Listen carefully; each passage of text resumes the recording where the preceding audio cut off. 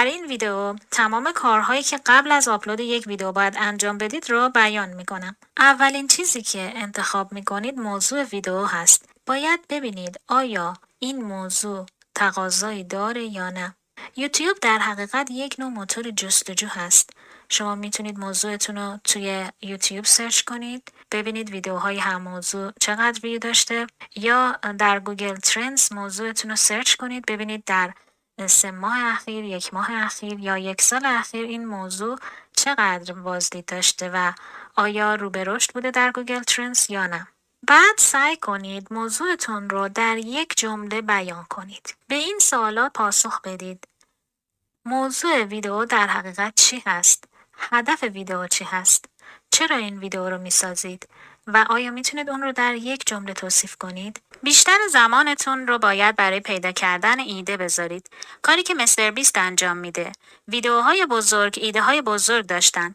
یوتیوبرهای موفق وقت زیادی گذاشتن و ایده پیدا کردن. ترندها رو سرچ کنید، رقبا رو بررسی کنید، مفاهیم مختلفی رو تست کنید. داشتن یک ایده قوی برای ویدیو پایه همه چیز هست. ساعتها برای پیدا کردن ایده وقت بذارید و بعد طراحی تایتل و تامنیل رو انجام بدید. یوتیوب یک رابطه معاملاتیه. تو این معامله مخاطب داره وقت میذاره ویدیوی شما رو تماشا میکنه و شما باید ارزشی به مخاطب بدید. ارزش ویدیو میتونه آموزشی یا سرگرمی یا خبری باشه. مثلا ویدیوی من آموزشیه، ویدیوی مستر بیست سرگرمیه، یا ویدیوی CNN اینفورمیشن خبریه. ویدیوی شما چه ارزشی رو ارائه میده؟ نکته بعد که باید در نظر بگیرید اینه که مخاطب هدف شما چه کسی هست. ویدئوی مشابه با رقبا رو که میخواید بسازید پیدا کنید و بررسی کنید. این کار 2 تا فایده داره. اول با سرچ ویدیوهای مشابه شما میتونید ببینید که اون موضوع چقدر محبوبیت داره و تقاضا داره. دوم شما میتونید از ویدیوهای موفق برای الهام گرفتن استفاده کنید. سعی کنید حداقل 5 تا ویدیو رو تو همون موضوع نگاه کنید. نکات خوب هر ویدیو رو یادداشت کنید. نکات مثبت تایتل، تامنیل و همه قسمت‌های ویدیو رو آنالیز کنید. ابتدا تایتل رو بنویسید و بعد تامنیل رو به صورت کنجکاوانه طراحی کنید. در اینجا 5 اصل مهم رو برای نوشتن یک تایتل خوب بررسی می‌کنیم. اصل اول The Curiosity Gap، یعنی تایتل باید کنجکاوانه باشه. اصل دوم Trigger and Emotion، یعنی احساسات مخاطب رو برانگیزد. اصل سوم Optimize for Human not Algorithm، تایتل باید ساده باشه. یعنی شما فرض کنید یک کاربر 12 ساله هم سریع متوجه بشه موضوع ویدیو شما چی هست. اصل چهارم Front Load Value، کیورد های اصلی و ارزش اصلی باید ابتدای تایتل بیان بشه. نباید انتهای تایتل بیاید کیوردهای اصلی و ارزش اصلی رو بیان کنید، چون معمولاً تایتل های بیشتر از 55 کاراکتر آخر تایتل به مخاطب نمایش داده نمیشه، چون 70% کاربرا با موبایل هستن. پس ارزش اصلی رو ابتدای تایتل بیان کنید. میتونید مثلا با how to یا با عدد تایتلتون رو شروع کنید. و اصل پنجم تست اند تویک، تایتل های مختلف رو تست کنید. ابزارهایی هستند که مثل ویدیو کیو، توب بادی، نسخه غیر رایگانش شما میتونید تایتل های مختلف رو تست کنید.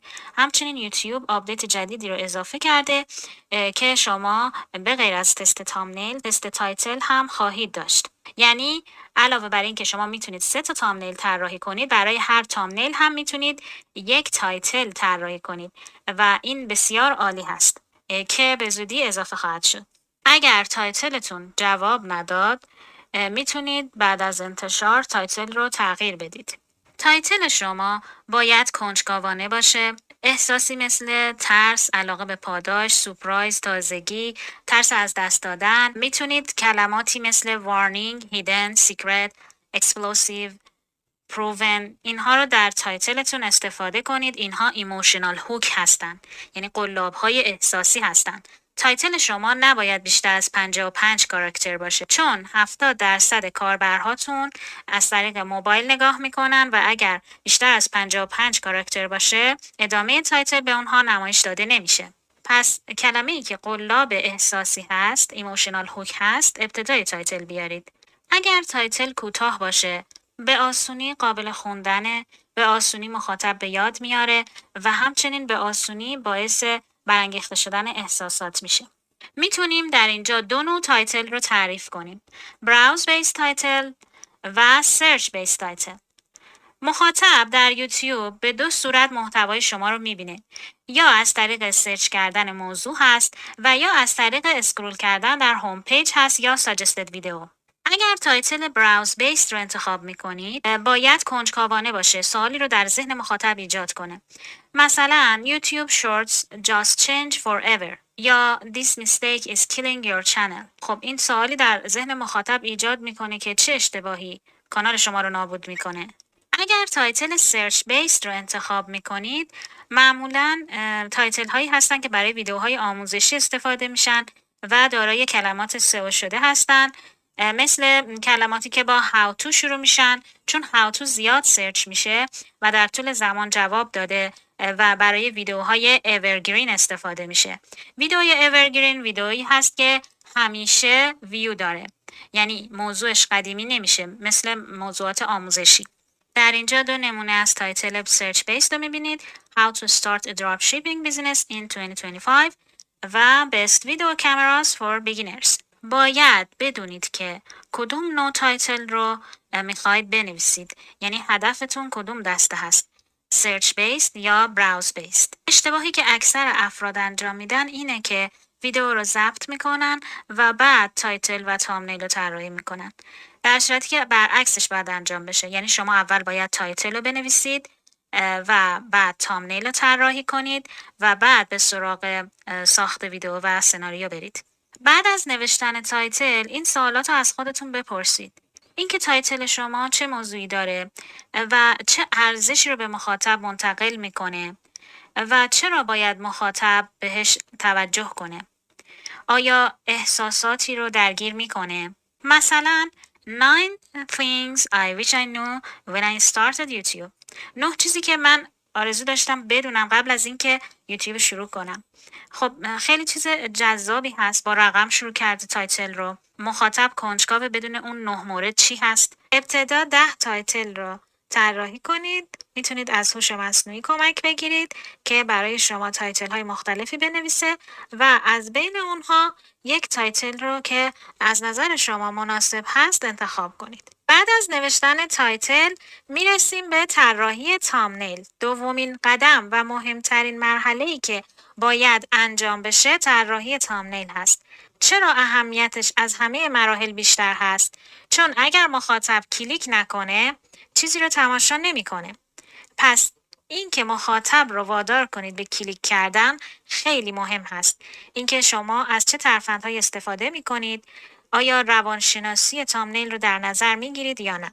تامنیل رو باید از لحاظ روانشناسی بررسی کنید.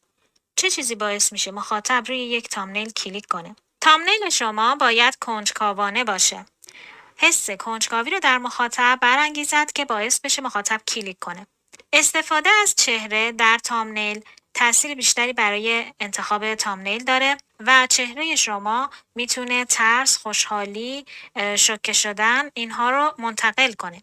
استفاده از عددهای بزرگ میتونه توجه مخاطب رو به تامنیل شما جلب کنه. استفاده از چهره ها یا المان های آشنا توجه مخاطب رو جلب میکنه.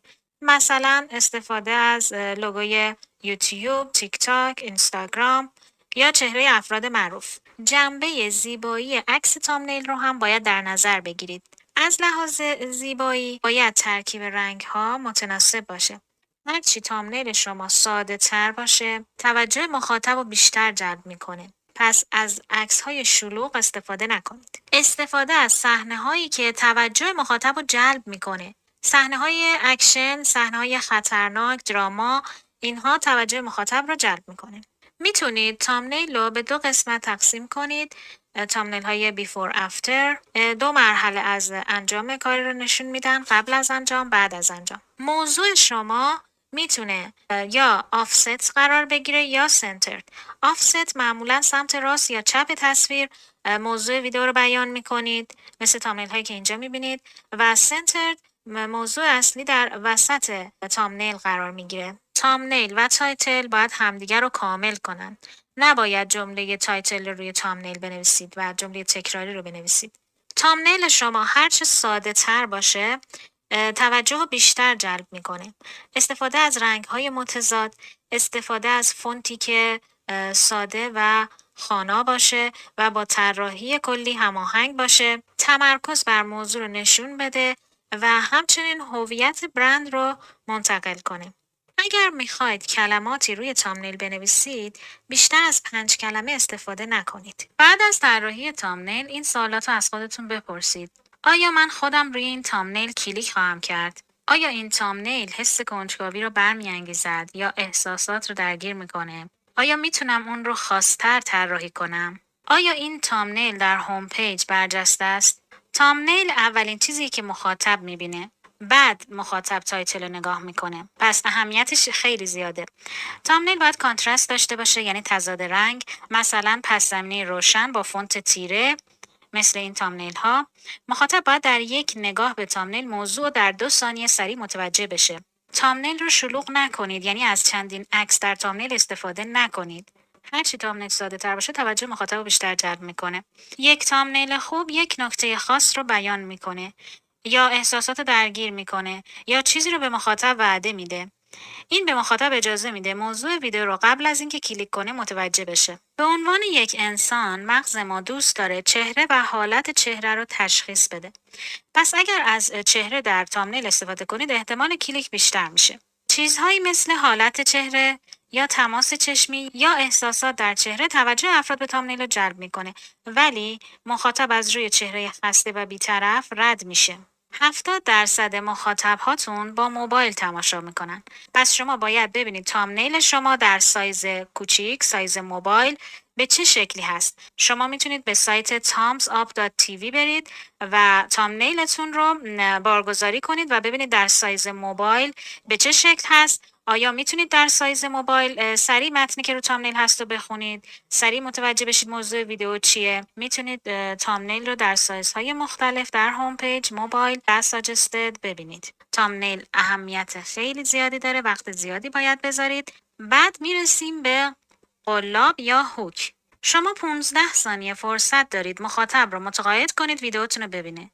نمودار ریتنشن در این 15 ثانیه معمولا افت رو نشون میده. قلاب شما باید نتیجه رو نشون بده یا ارتباط بگیره با مخاطب یا چیزی رو به مخاطب قول بده که توی ویدیو بهش ارائه میده و باید کوتاه‌تر از 30 ثانیه باشه. قلاب باید باعث بشه حس کنجکاوی برانگیخته بشه. میتونید تجربه یا داستان شخصی خودتون رو در قلاب بیان کنید. مرحله بعد ساخت ویدیو هست. شما باید ارزش رو به مخاطب به سادگی منتقل کنید. نیازی به ساختار پیچیده برای ویدیوتون ندارید. سعی کنید ویدیوتون رو به قسمت‌های مختلف تقسیم کنید، یعنی تایم استمپ حتما داشته باشید. وقتی ویدیو به چند بخش تقسیم بشه هم جذاب‌تره و هم مخاطب میتونه به قسمت‌های بعدی بره. قسمت‌های از ویدیو که موضوع مهمی رو مطرح می‌کنید روی تصویر بنویسید. مخاطب چیزی رو که می‌بینه و میشنوه به یادش میمونه. اگر بتونید زیرنویس چسبیده برای ویدیوتون بذارید بهتر هست. موزیک پس زمینه باعث ایجاد انگیجمنت میشه و احساس مخاطب رو هدایت می‌کنید. موزیک و ساوند افکت میتونه نقص‌ها رو بپوشونه و توجه مخاطب رو جلب کنه. متن ویدئویی رو که آماده کردید به هوش مصنوعی بدید. از هوش مصنوعی بخواید منحصر به فردترین بینش رو برجسته کنه. چون مخاطب میخواد چیز جدید بشنوه، هوش مصنوعی میتونه متن رو برای شما به بهترین شیوه بنویسه. مرحله بعد ضبط تصویر هست. جلوی دوربین باشید، تکنیک بی رول استفاده کنید، کال تو اکشن داشته باشید. وقتی به پایان نزدیک میشید باید به مخاطب بگید چه کاری انجام بده. مثلا ویدئویی که با موضوع ویدیوتون مرتبط هست رو پیشنهاد بدید، یا اینکه وبسایتتون رو ببینه، یا اگر دوره آموزشی یا کتابی دارید رو معرفی کنید. کارهایی که نباید انجام بدید. شما نباید بهترین توصیه‌تون رو آخر کار بیان کنید. باید بهترین مطلبتون رو اول کار بیان کنید. ولی جوری ریهوک انجام بدید که ریتنشن بالا بره. داستانتون رباتیک نباشه، طبیعی باشه. داستانتون رو مثل یک کتاب ننویسید. کوتاه و جذاب باشه. تامنیل شلوغ استفاده نکنید و برند شخصی شما رو نشون بده. بهتره تست تامنیل رو هم انجام بدید. در نیچ خودتون فعالیت داشته باشید. یعنی زیر ویدیوهایی که مرتبط با موضوع ویدیو شما هستن کامنت بذارید. در قسمت پست کانالتون فعال باشید، کامنت ها رو پاسخ بدید. اینها همگی سیگنال های مثبتی هست برای یوتیوب که شما در نیچ خودتون فعالید. دقت کنید کامنت تکراری و اسپم در زیر ویدیوهای دیگر قرار ندهید. کیورد های نیچ خودتون رو پیدا کنید. کلماتی که ویدیو رو توصیف میکنن در تایتل دیسکریپشن و تگ ویدیو استفاده کنید. اولین جایی که باید کیورد قرار بدید قسمت ستینگ و چنل هست که کیورد های کانالتون رو قرار میدید که باید کاملا مرتبط باشه. یوتیوب تامنیل شما رو هم اسکن میکنه، کلمات روی تامنیل رو هم تشخیص میده.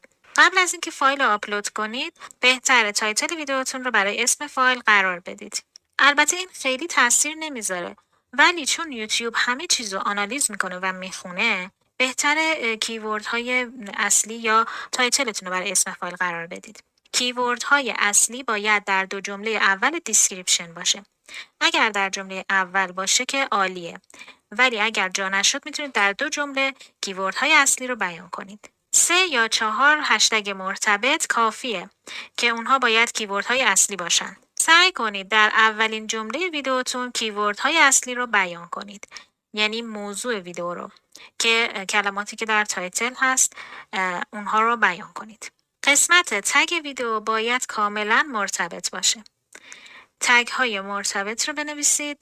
میتونید از ویدایکیو استفاده کنید. بهترین تگ ها رو میتونید از ویدایکیو بگیرید، البته نسخه غیر رایگانش، یا از سایت taxgenerator.io استفاده کنید. تایتل بنویسید، یه خط فاصله بذارید و بعد نیچه بنویسید.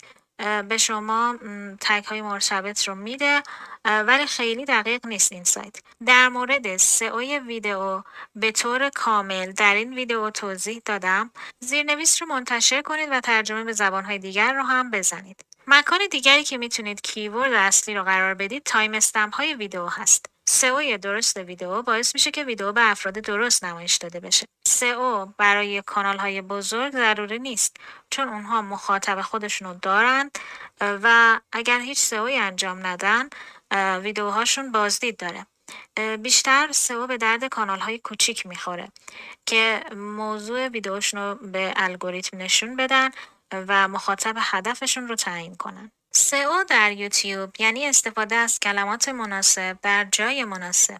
در این مکان‌ها میتونید کیورد مرتبط با محتواتون رو قرار بدید.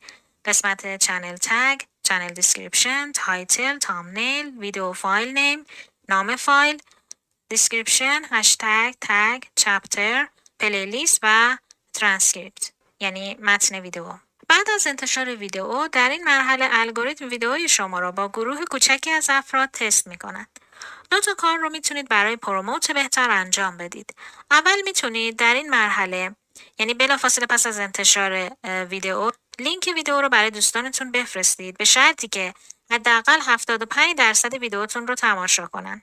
بهشون بگید بعد از کلیک نباید ویدیو رو ترک کنن، چون باعث میشه average view duration پایین بیاد و پروموت نشه و ضرر کنید. دوم اینکه به سراغ کانال های هم‌موضوع در نیچ خودتون برید و در مورد محتواشون کامنت بذارید.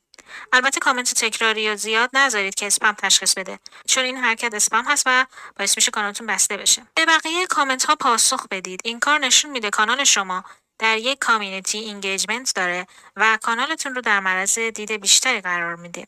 اگر کامیونیتی خودتون رو ساختید یعنی کانالتون رشد کرده، مخاطب محتواتون رو دنبال میکنه، میتونید از محتواتون شورت ویدیو بسازید و منتشر کنید و مخاطب را هدایت کنید به سمت ویدئوی لانگ.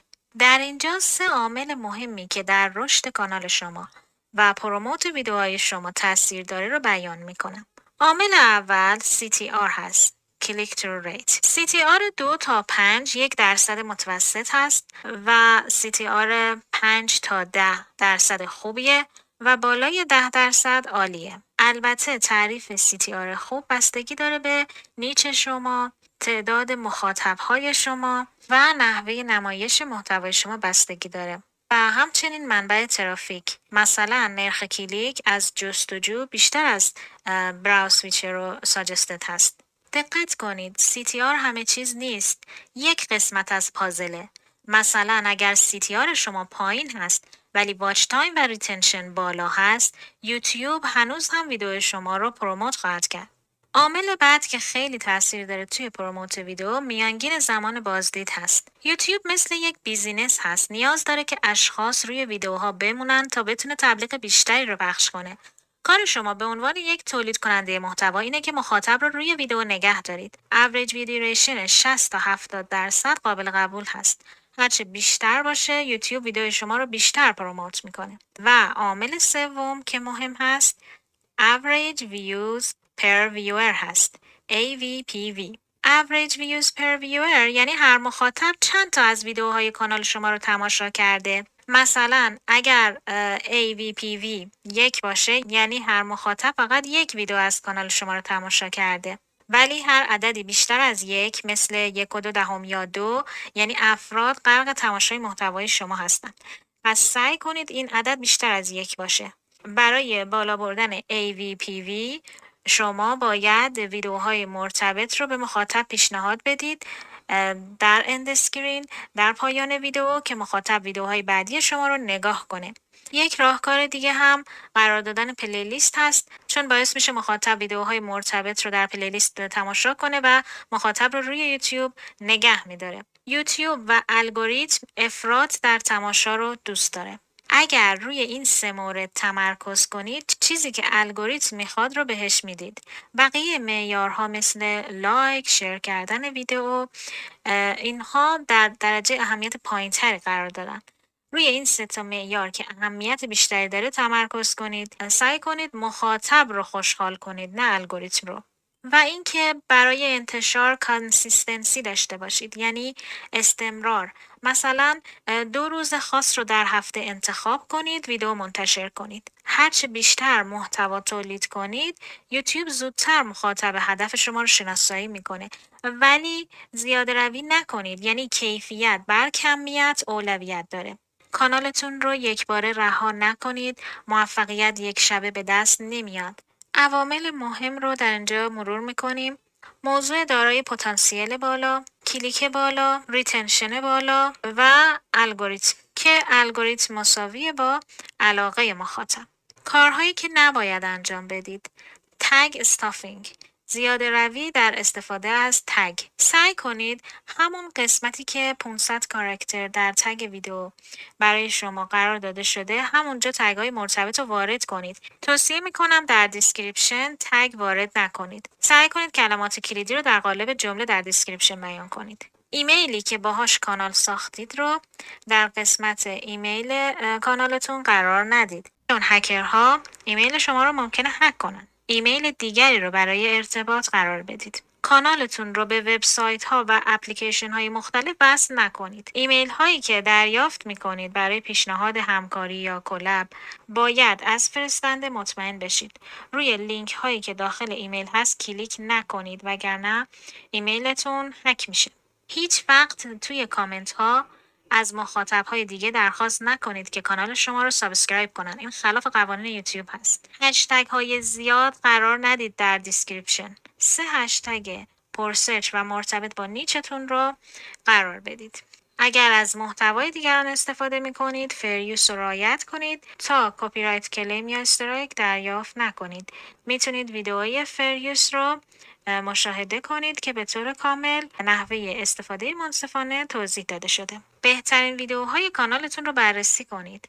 ویدیوهای پربازدید رو بررسی کنید. شما میتونید 10 تا ایده جدید از ویدیوی پربازدیدتون بسازید. زمان زیادی رو برای تایتل و تامنیل قرار بدید. وقتی میخواید ایده بگیرید از کانال های استفاده کنید که کانال های کوچیکی هستن. مثلا توی نیچه انگلیسی زیر 10,000 تا ساب دارن ولی ویدیوهای پربازدیدشون رو بررسی کنید. یعنی خودتون رو با مثلا کانال مستر بیست مقایسه نکنید. اون الگو قرار ندید.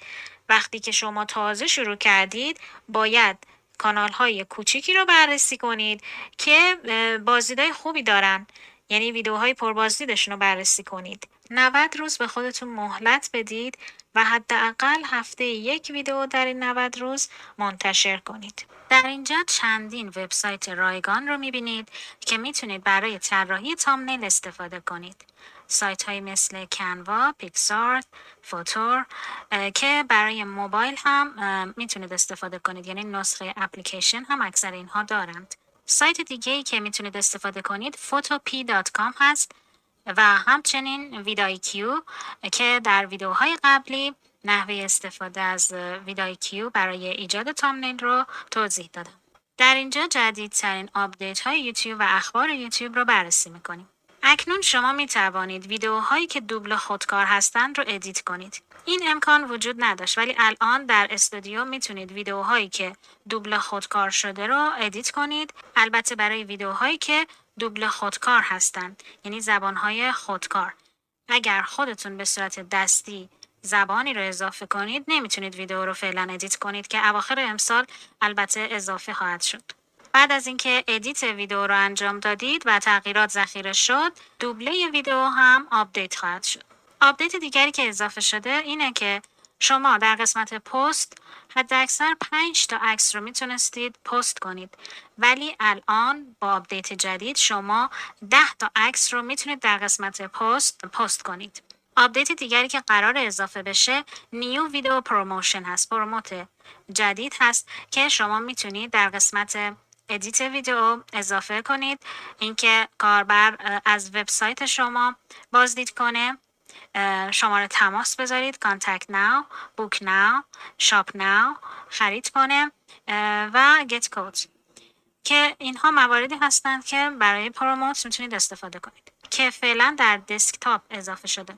آپدیت دیگری که اضافه شده در مورد فحش و ناسزا هست که قبلا در 7 ثانیه اول ویدیو مجاز نبود، در صورتی که الان با آپدیت جدید و تغییر سیاست تبلیغ دهندگان آیکون زرد دیگه ویدیو دریافت نمیکنه اگر فحاشی زود هنگام داشته باشید در 7 ثانیه اول. البته یوتیوب گفته قانون ما در مورد فحاشی پابرجاست، یعنی اینکه شما اجازه ندارید بیش از حد در طول ویدیوتون فحاشی انجام بدید. چیزی که توی قوانین نوشته شده اینه که شما میتونید چند بار کلمات فحش و ناسزا استفاده کنید در طول ویدیو، ولی نباید زیاد باشه. اگر زیاد باشه خلاف قوانین یوتیوب هست. آپدیت دیگری که اضافه شده در مورد تشخیص سن زیر 18 سال هست برای نمایش محتوا در یوتیوب. یوتیوب به تازگی قابلیت تشخیص سن مبتنی بر هوش مصنوعی رو برای محافظت از نوجوانان راه‌اندازی کرده و این کار رو در آمریکا شروع کرده. یادگیری ماشینی تخمین میزنه که آیا کاربر زیر 18 سال سن داره یا نه، صرف نظر از تاریخ تولدی که در ایمیلش ذکر کرده. نوجوانان از محافظت‌های خودکار بهره مند میشن، مثل چی؟ پخش نشدن تبلیغات شخصی سازی شده، تفریحات امن‌تر، ابزارهای سلامت. کاربران میتونن در صورت علامت گذاری نادرست سنشون توسط هوش مصنوعی سن خودشون رو با آیدی کارت تایید کنن. این اقدام گامی بزرگ به سوی مشاهده امن‌تر و متناسب با سن هست. البته به غیر از آیدی کارت میتونید با یک ویدئوی سلفی و یا کارت اعتباری سن خودتون رو وریفای کنید. اگر یوتیوب سن شما را زیر 18 سال تشخیص بده، تبلیغاتی که پخش میکنه برای شما، مطالبی که پیشنهاد میده و تمام چیزها تحت تاثیر قرار خواهند گرفت. این آپدیت همکنون از ماه آگوست در حال اجرا هست. اگر سن شما زیر 18 سال علامت گذاری بشه چه اتفاقی میفته؟ حساب شما فوراً به حالت نوجوان تغییر میکنه. بدون تبلیغات شخصی سازی شده، فیلتر محتوای سختگیرانه تر، پیام‌های سلامت دیجیتال دریافت میکنید مثل استراحت، یادآوری زمان خواب، محدودیت‌های حریم خصوصی و ایمنی. این یعنی اگر یوتیوب کاربری رو زیر 18 سال تشخیص بده، هر نوع تبلیغی رو پخش نمیکنه. پس درآمد تبلیغاتی کمتر خواهد شد.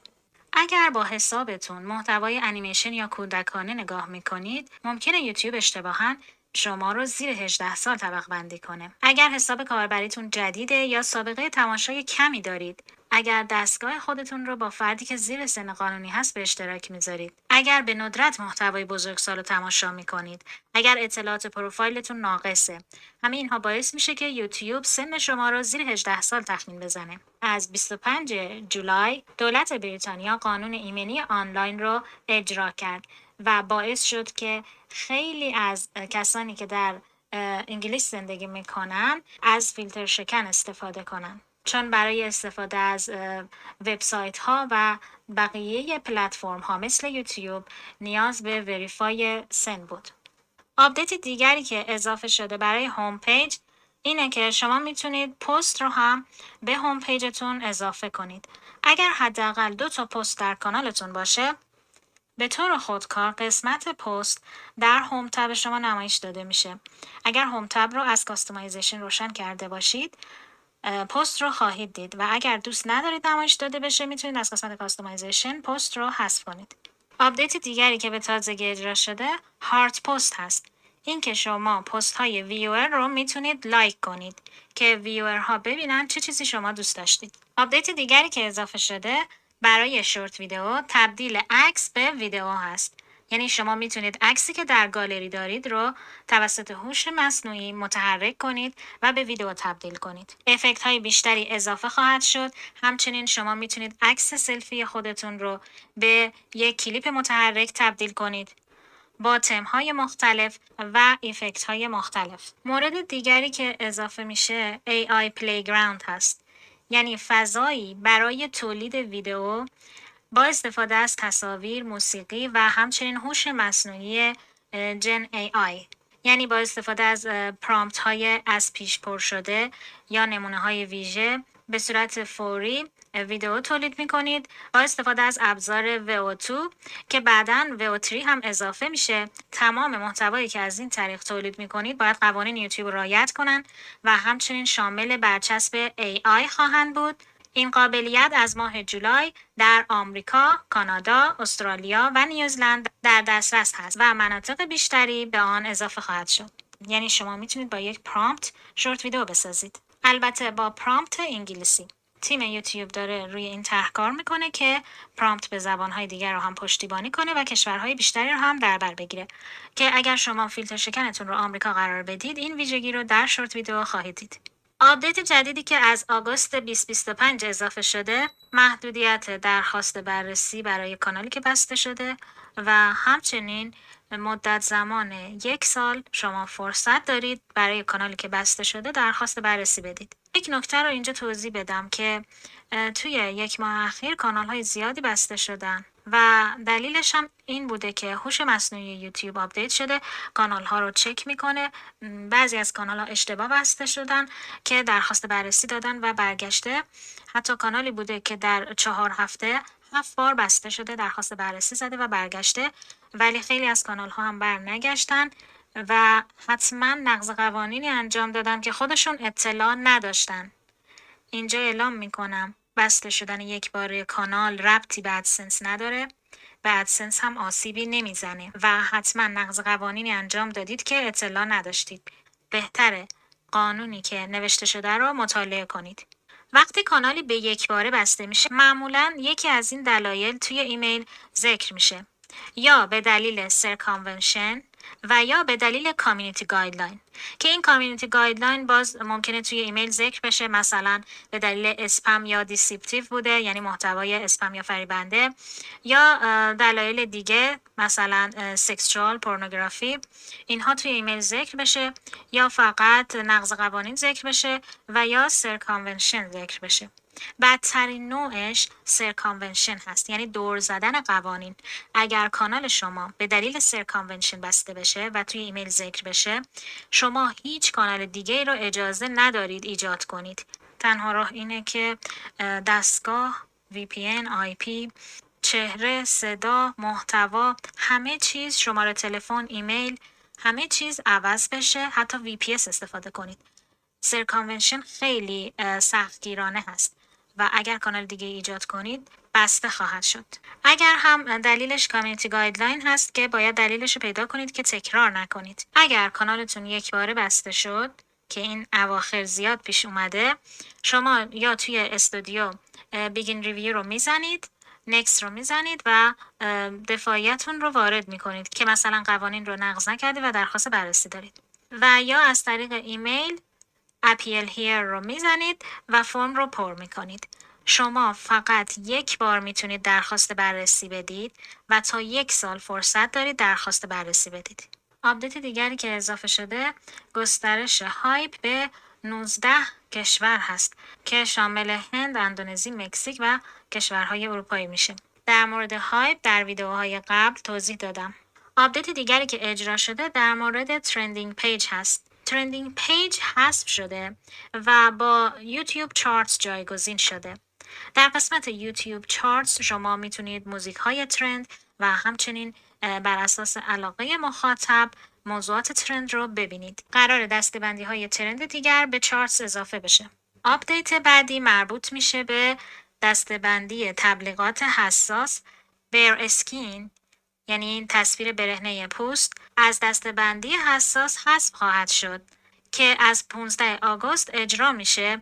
شما میتونید به جای بیر اسکین رفرنس تو سکس انتخاب کنید یا از دسته جنرال کلادینگ، آندرور یا سویمور انتخاب کنید.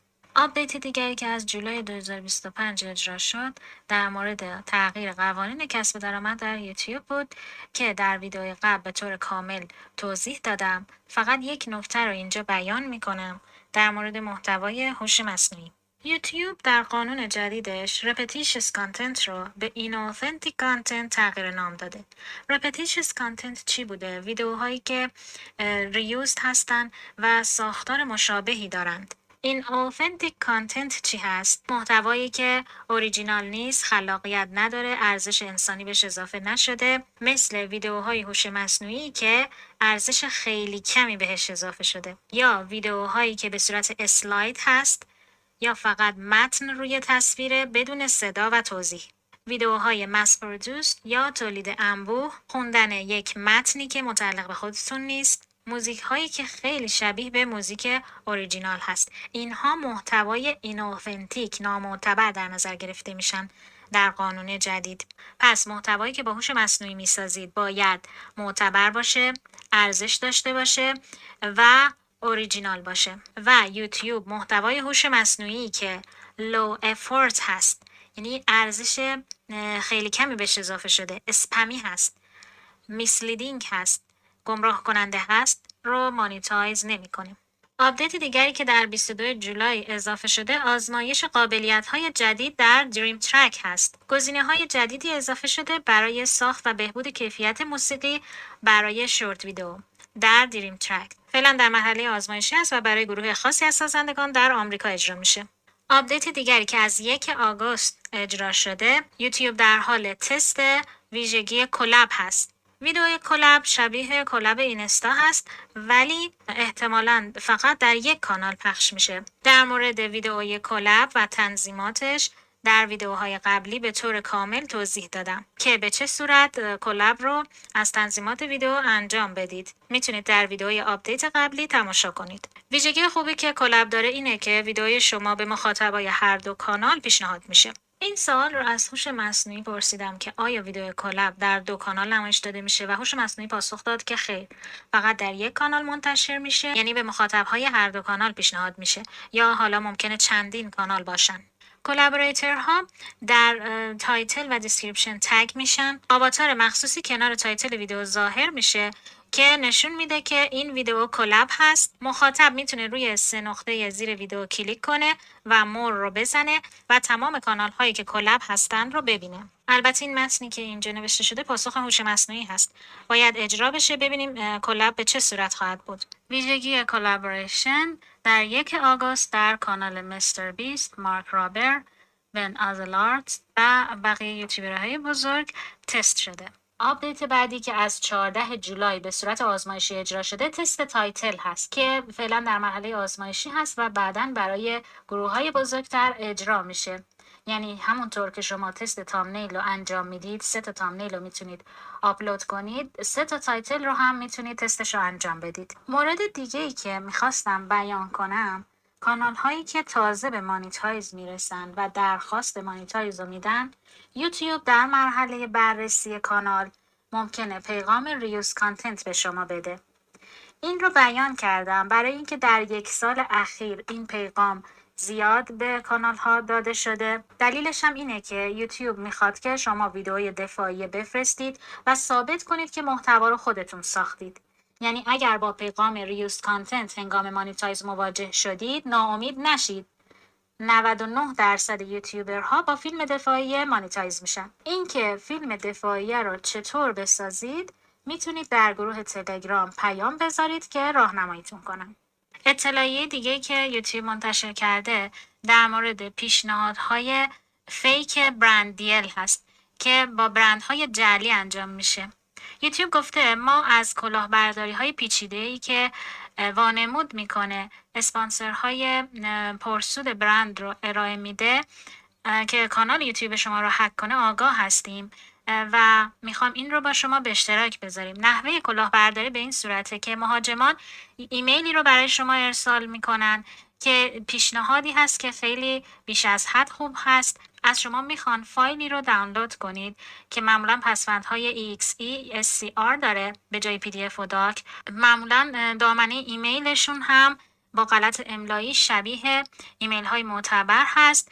شما باید مراقب باشید هیچ فایلی رو دانلود نکنید. این فایل ها ممکنه حاوی بدافزار باشن و سیستم شما اون بدافزار رو تشخیص نده، آنتی ویروستون نتونه اون رو اسکن کنه و کانال شما هک بشه. اخبار دیگه که ممکنه شنیده باشید در مورد مستر بیست هست که مستر بیست، مارک روبر و 3000 یوتیوبر معروف دیگه برای راه اندازی تیم واتر در حمایت از واتر اید گرد هم آمدند. آنها قصد دارند 40 میلیون دلار برای راه حل پایدار آب جمع آوری کنند تا آب پاک رو برای 2 میلیون نفر در سراسر جهان در دهه‌های آینده فراهم کنند. با وجود یوتیوبرهایی که در 115 کشور فعالیت میکنن و بیش از 3 میلیارد سابسکرایبر دارن، تنها در عرض چند روز اونها تونستن تقریباً 9.7 میلیون دلار جمع آوری کنن برای کمک به واتر اید، آب پاک و سالم. یوتیوب و گوگل با اولین 2 میلیون دلاری خودشون که از مخاطبان جمع آوری شده بود به اونها پیوستن. و خبر دیگه این که مستر بیست، آدین راس و ایکسکوک تونستن رکورد جمع‌آوری پول برای خیریه در لایو استریم رو بشکنن. جمع‌آوری 12 میلیون دلار در 17 ساعت در لایو استریم برای خیریه تیم وادر. آپدیت بعدی مربوط میشه به بروزرسانی یوتیوب پرمیوم. دکمه پرش به جلو مبتنی بر هوش مصنوعی یوتیوب پس از عرضه در موبایل اکنون برای برنامه‌های تلویزیونی نیز در دسترس است. به کاربران اجازه میده تا به قسمت‌های پربیننده تر یک ویدیو برن. با پشتیبانی از هوش مصنوعی و همچنین داده‌های رفتار بیننده، قسمت‌های پربیننده را پیش بینی میکنه و کاربرها میتونن اسکیپ بزنن به قسمت‌های پربیننده برن. برای کاربران پرمیوم در اندروید، iOS، وب و اکنون در تلویزیون‌های هوشمند در دسترس هست. هنوز در مرحله آزمایشی هست اما به سرعت در حال گسترش هست. آپدیت بعدی در مورد گیفت هست. اگر شما توی کانالتون لایو استریم بذارید، در صفحه ارن در تب سوپر گزینه گیفت هم اضافه میشه. شما میتونید گیفت رو روشن کنید. طرح دیگری که یوتیوب در 17 جولای معرفی کرد جایزه 1000 دلاری یوتیوب بود که برای کسانی که گیفت رو در صفحه ارن فعال کردن، یوتیوب برای کسانی که لایو عمودی پخش میکنن فعال کرده. برای واجد شرایط بودن باید در یک ماه حداقل 3 لایو استریم عمودی را میزبانی کنید.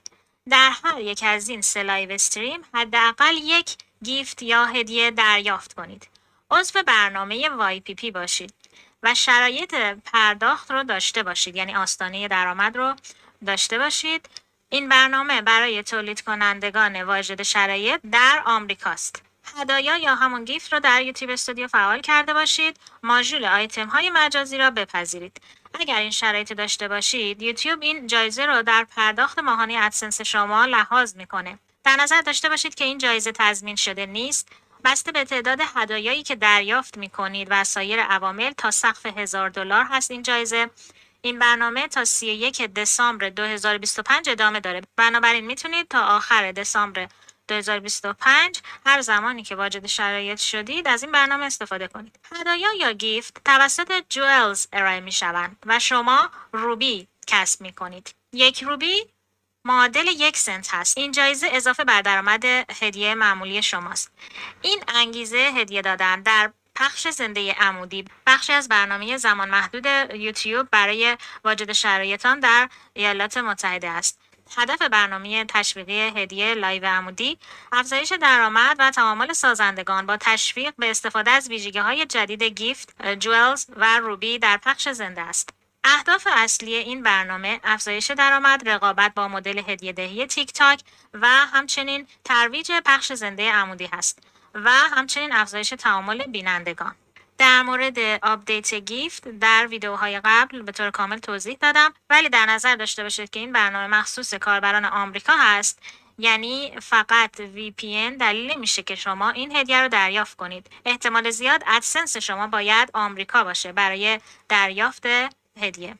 مستر بیست با 82 میلیون دلار درآمد و 380 میلیون سابسکرایبر در صدر فهرست ثروتمندان یوتیوب در سال 2025 قرار دارد. انقلاب رانوی در دنیای بازی. شما میتونید در آینده بدون کدنویسی بازی بسازید. فقط با چند کلیک و دستور متنی بازی دلخواهتون رو طراحی کنید. نسخه آزمایشی فعلی میتونه دستورات متنی و تصویری رو دریافت کنه و شخصیت‌ها و سناریوی بازی رو طراحی کنه. مدیر عامل رانوی میگه هدف اینه که ساخت بازی رو مثل ساخت ویدیو برای همه در دسترس بذاریم. این یعنی هر گیمری میتونه سازنده بازی خودش باشه. یوتیوب در ماه جون نتفلیکس رو در صفحه‌های تلویزیون در سراسر آمریکا شکست داد. یوتیوب در 3 ماه گذشته 9.8 میلیارد دلار درآمد تبلیغاتی کسب کرده که از انتظارات فراتر رفته. نسبت به مدت مشابه سال گذشته تقریباً 13% افزایش پیدا کرده. این پلتفرم در مسیر عبور از 40 میلیارد دلار درآمد تبلیغاتی در سال جاری هست که این امر به لطف تبلیغات انتخاباتی، هزینه‌های برند و تلاش گسترده در بازاریابی محقق شده. برای تولید کنندگان محتوا این به معنی پول بیشتر، همچنین به معنای رقابت بیشتر برای جلب توجه و معاملات برندسازی که 0 تا 100 کارهای ویدیوتون رو با این وبسایت میتونید انجام بدید. اسم این وبسایت lovard.ai هست که از تمام هوش مصنوعی های موجود استفاده میکنه که چیزی که شما درخواست میکنید رو ایجاد کنه. شما میتونید از تصاویر آماده‌ای که در این وبسایت موجوده استفاده کنید. مثلا این رو من کلیک میکنم. حتی پرامپتی که کاربرای قبلی استفاده کردن رو میتونم ببینم که چه پرامپتی استفاده کردن برای این عکس. من هم میتونم از پرامپتشون استفاده کنم یا حتی از تصاویری که ایجاد کردن. حتی طراحی وبسایت، اپلیکیشن، محصولات و تمام موارد رو میتونید با این وبسایت انجام بدید. کافیه عکسی یا طرحی یا محصولی رو که در لوارد طراحی میکنید در سایت پرینتیفای آپلود کنید و به فروش برسونید. اینجا شما میتونید روی نیو پراجکت بزنید. اینجا من قبلا خواستم که تامنیل طراحی کنه. پرامپتی که به هوش مصنوعی دادم گفتم که با استفاده از عکس من یک تامنیل طراحی کن در نیچ یوتیوب لرنینگ و بک‌گراند هم مرتبط با تایتل ویدیو باشه.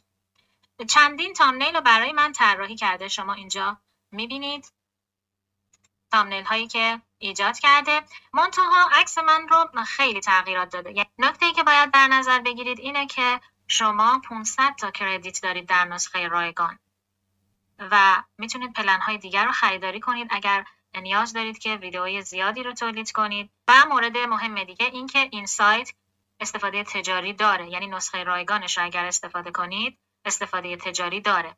یکی از تامنیل هایی که چهره خودم هست و طبیعی تره انتخاب میکنم. این تامنیل از همه طبیعی تر هست. اینجا من دانلودش میکنم.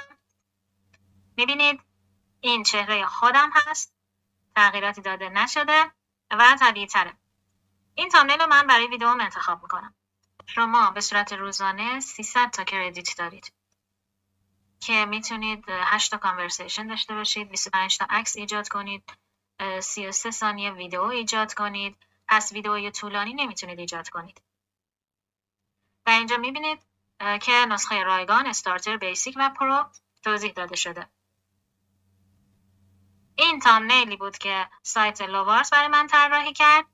الان میخوام ببینم vidIQ چه تامنیلی رو برای من طراحی میکنه. به سایت app.vidIQ.com/thumbnails میرم. موضوع تامنیل رو بیان میکنم. بیشتر انگلیسی جواب میده این سایت. من اینجا فیس اند آبجکت رو زدم. یک عکس رو آپلود کردم. ریموو بک‌گراند رو زدم و انتخابش کردم. اینجا اضافه شده. توضیحات رو نوشتم و کرییت رو میزنم. این 3 تا تامنیل رو برای من ایجاد کرده. من میتونم ادیت رو بزنم و تامنیل رو ادیت کنم. من این تامنیل رو انتخاب میکنم و ادیت رو میزنم. اینجا تکست رو میزنم. متنی رو اضافه میکنم.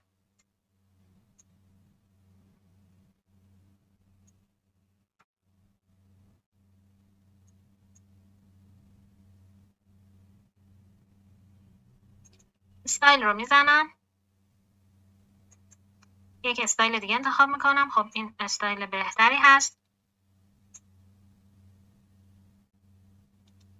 به همین راحتی تامنیل ویدیو من آماده شد.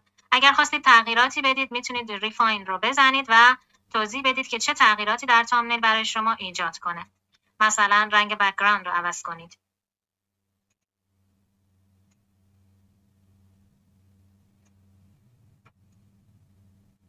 این تامنیل رو هم دانلود میکنم. به عنوان تست تامنیل قرار میدم. ممنون که تا اینجای ویدیو رو تماشا کردید. با لایک و سابسکرایب حمایت کنید. منتظر ویدیوهای بعدی باشید.